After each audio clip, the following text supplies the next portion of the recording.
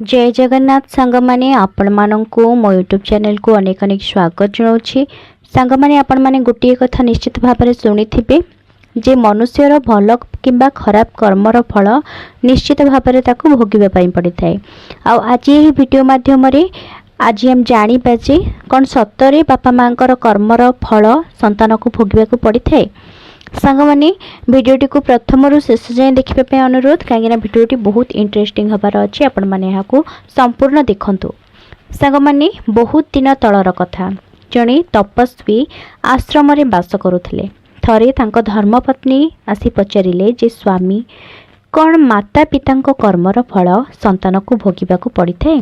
साधु जनक कहले हाँ देवी माता पिता कर्मर फल निश्चित भाव में संतान मान भोगवाई पड़ी था। मु तुमको गोटे प्राचीन कथा शुणाऊँगी जहाद्वारा तुम्हें ए विषय भल भाव जापर।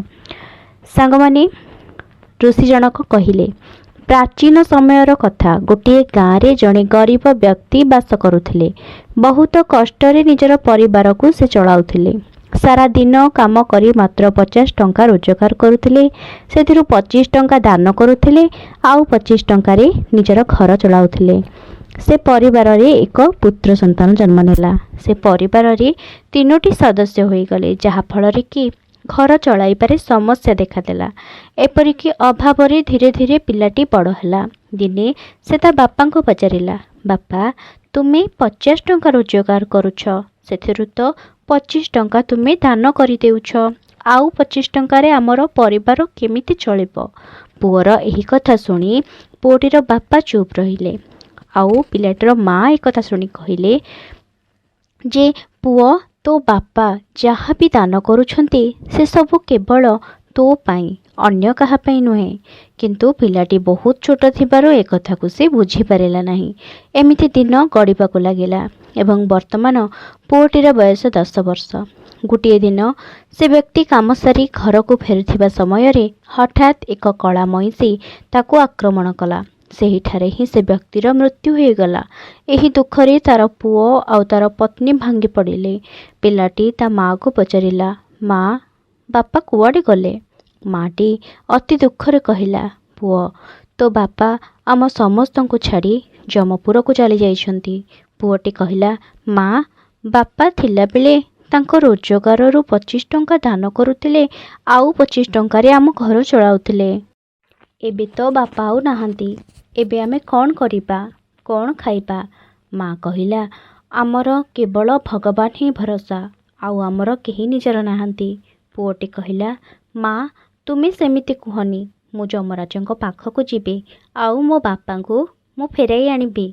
आमर एही दुर्दशा देखि जमराज निश्चित दया करिबे आउ से मो बापा को मो सहित निश्चित फेराई देबे।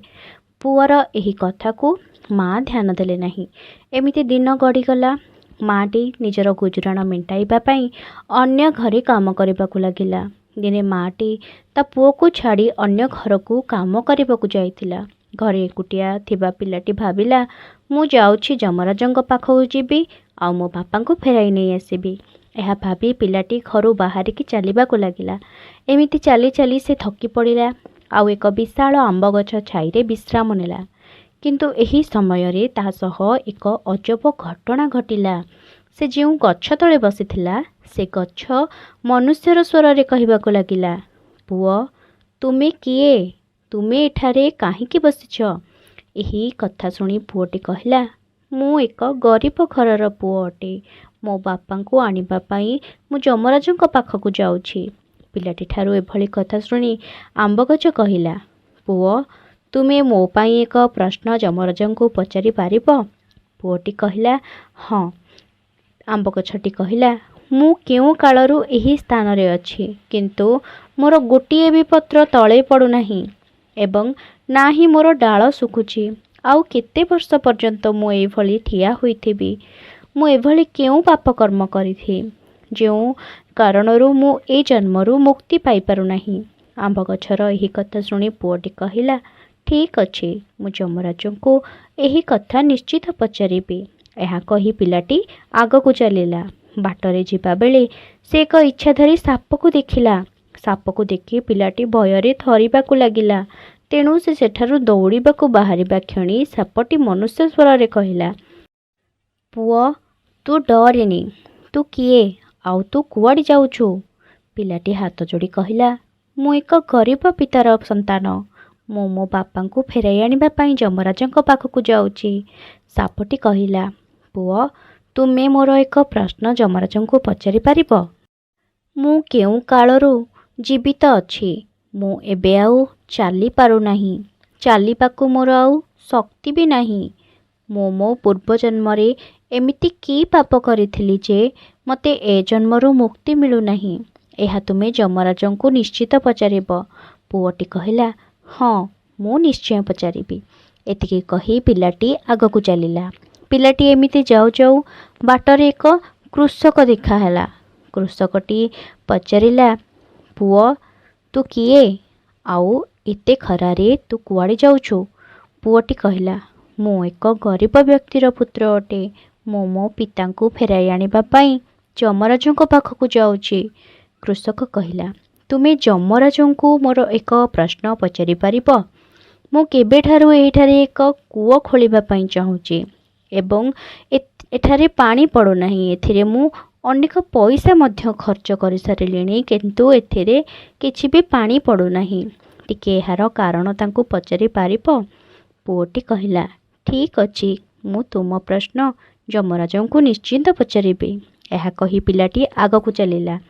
ଚାଲି ଚାଲି ରାସ୍ତାରେ ଏକ ପୋଖରୀ ଦେଖିଲା ଆଉ ସେଠାରେ ପାଣି ପିଇବାକୁ ବସିଲା।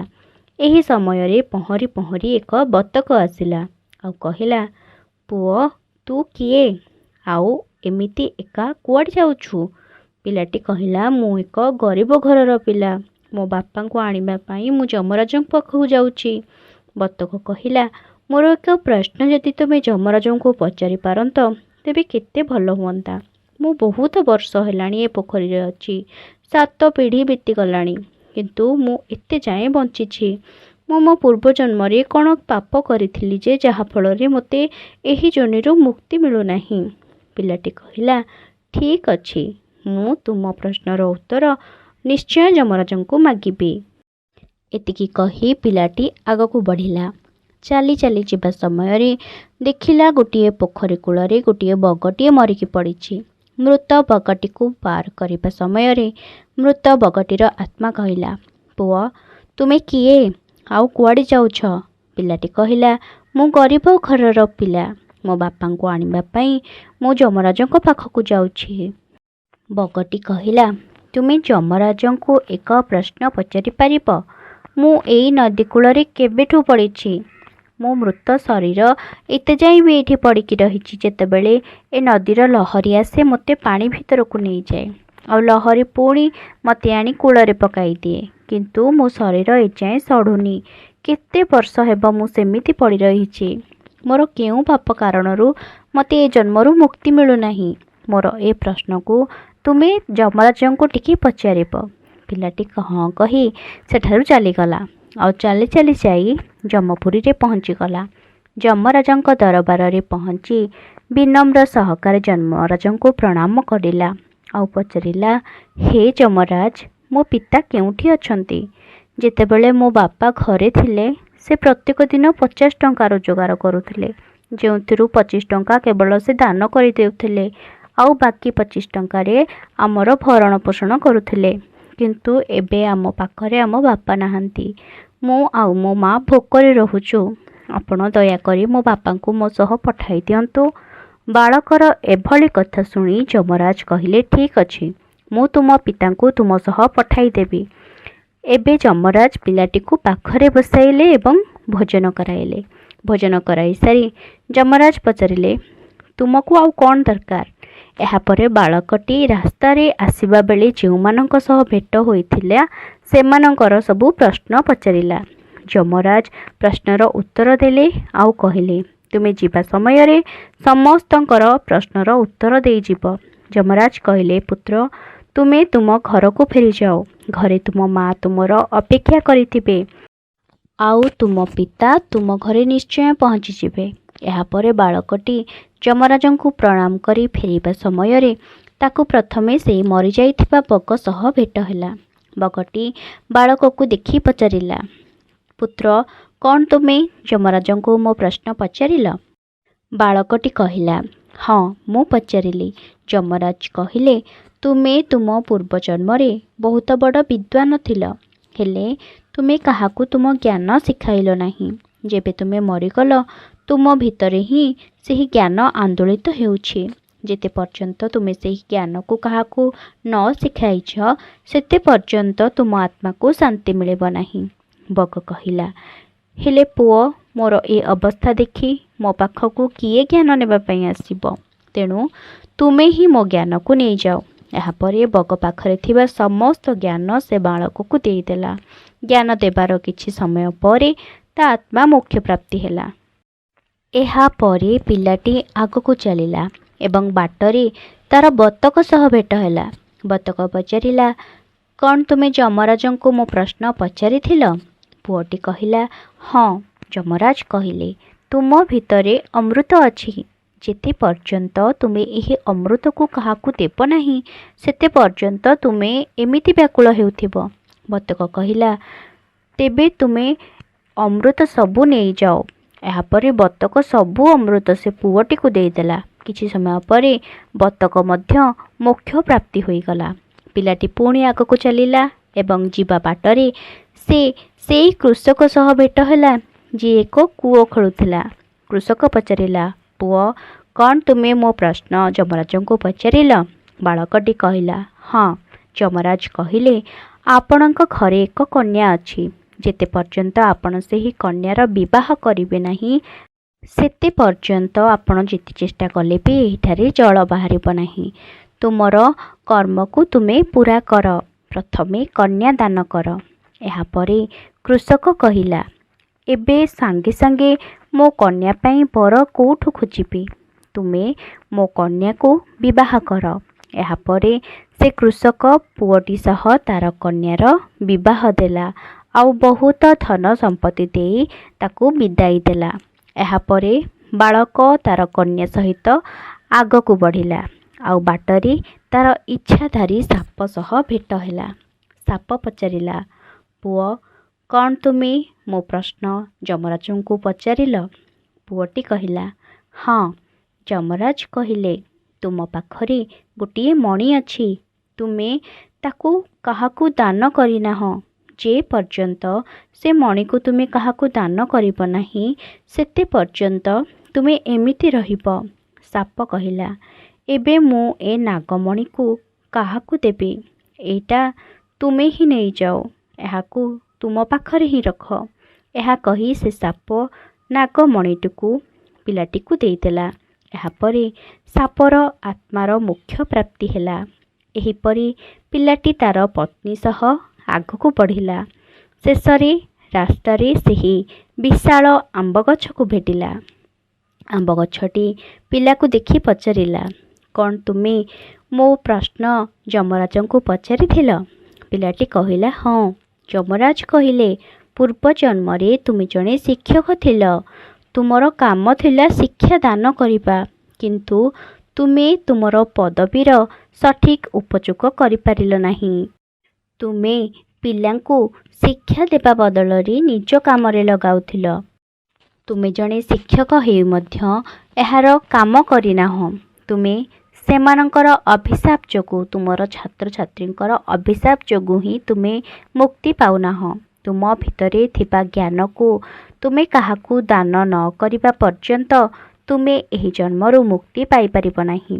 ଏହାପରେ ଆମ୍ବ ଗଛଟି କହିଲା, ମୁଁ ଏବେ ଜ୍ଞାନ କାହାକୁ ଦେବି?